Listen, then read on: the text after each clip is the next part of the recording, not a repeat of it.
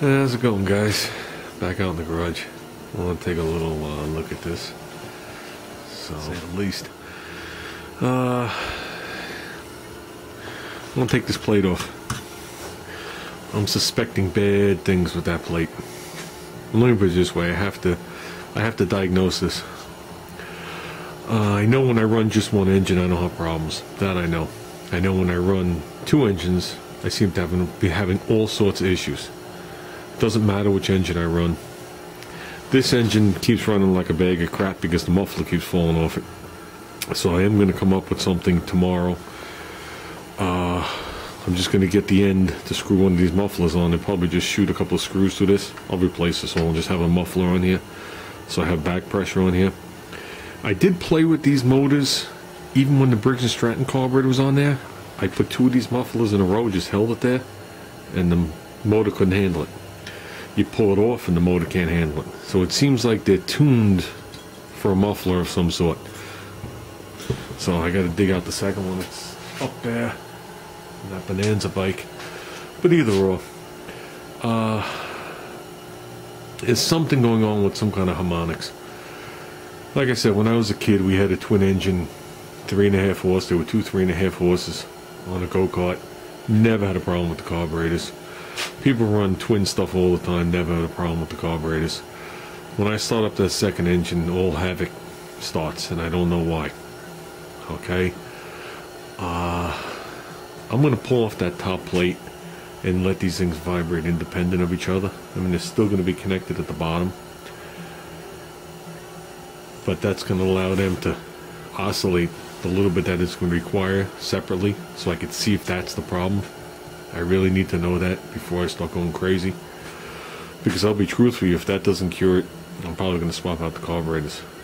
I'll put on known good Tecumseh brand carburetors on there. I did mention in that thing, some Tecumseh carburetors actually have springs on the floats. That might be what's required. I'm sure everything's being amplified with the length of those intake manifolds.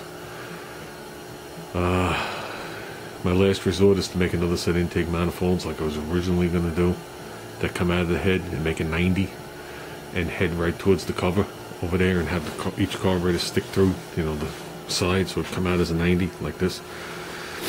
But that's going to require making flanges again, probably out of copper, and fully brazing everything together, and that's a whole new project. I mean, if I don't have to do it, I don't want to do it. But I want to take this plate off and let the engines oscillate by themselves, because I don't think the harmonics from this engine will fully go into that engine down through the base, especially when they're vibrating up here. Okay, but when it's tied together as a square, everything happening here is getting transferred there. Okay, I could prove it with the whatever the hell they call that thing with the wire that vibrates that I used to check the RPMs. I'm sure I could easily prove it with that. But when I went back and watched the video you guys didn't see when I was having a problem with the gas coming out. Okay, it clearly happens with both engines on, and it won't do it with one engine. So, and by eye, I cannot see these carburetors vibrating at all. I mean, that's originally why I made those stays, and the stays seem to work very well. So I do not see any vibration from these carburetors. Okay, I will see the frame flutter, because I think that's how it's being transferred over, because there's nowhere to go since I locked it. But let's see what happens. Because truthfully, if I take that plate off, we'll just pick a number. This one's spinning 5, this one's spinning 5. That's what it's going to feel. It's not going to feel 10,000 RPM, or whatever harmonics would be from that. So, unfortunately, I got to take that carburetor off to get those two back bolts. But I'd rather figure this all out now, okay? Because I have, what do I have coming? I have the caliber coming, I have a seat coming for this thing, and a throttle and a brake lever coming for it. So, I'd like to get the fabrication done on this and put it to the side. I don't want to put it to the side apart, because my feelings are I won't get back on it. I want to have this thing up and moving so I can walk away and get on the wagon. I really want to get on the wagon at this point. I feel the itch for the wagon, and it's much more important than this mini bike, so I don't want to walk away with this thing broken. Let's see what we got. Well, I pulled off the plate. You can see where the exhaust was leaking every time we popped it off. Okay, got the heads laying back on here. I forgot I used a good cover from here, a piece of tin on that $5 2-horse. Still good though, it just needs to be cleaned. Like I said, they'd be coming back apart anyway. Put all the bolts in finger tight.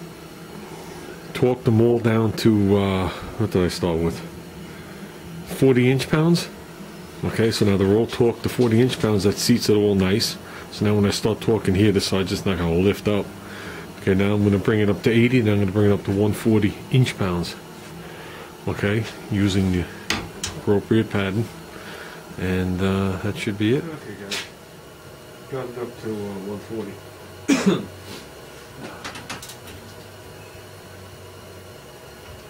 There's no rush. You're only dealing in inch-pounds.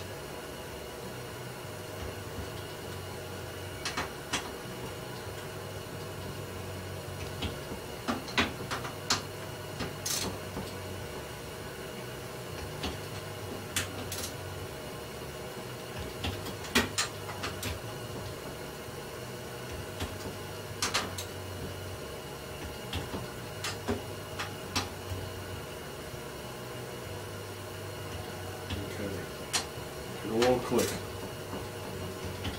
without any movement whatsoever.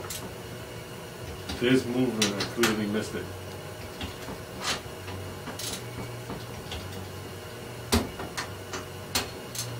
You're actually not supposed to stop while you're torquing something. So it turns from turning torque to starting torque. So if I do this and I move it, I just over torqued it. If it clicks and I move it, I over torque it. If it doesn't click and it moves, I missed it. And I'm going to go over the whole pattern again. That's basically all it is right there. Okay? So, let me torque the other head. I'm not going to bore you guys through it. Remember something, guys. Your torque is only as good as the tools you use. You buy a cheap torque wrench, how do you know if you got the right number? Okay? Another thing, cold and heat definitely affect these because you're pulling on a spring inside. That's basically what you're doing. So this one, before I used it, I had it in my pocket for a half hour just to bring it up as close as I could. See, it's not cold. It's just like room temperature. Rather than it being 30 degrees.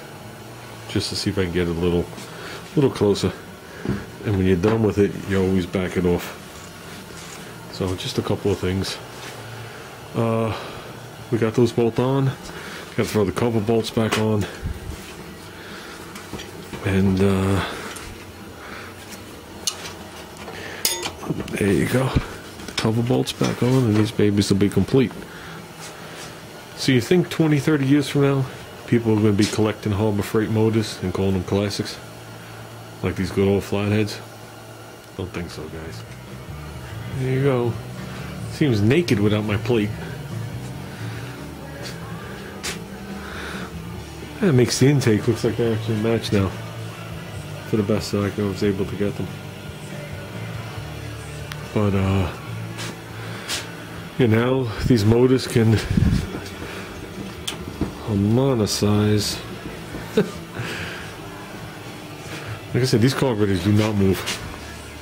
So if anything was vibrating, it's everything vibrating, you know what I mean? This stay, I mean, they barely moved with just this. The stay finished it off.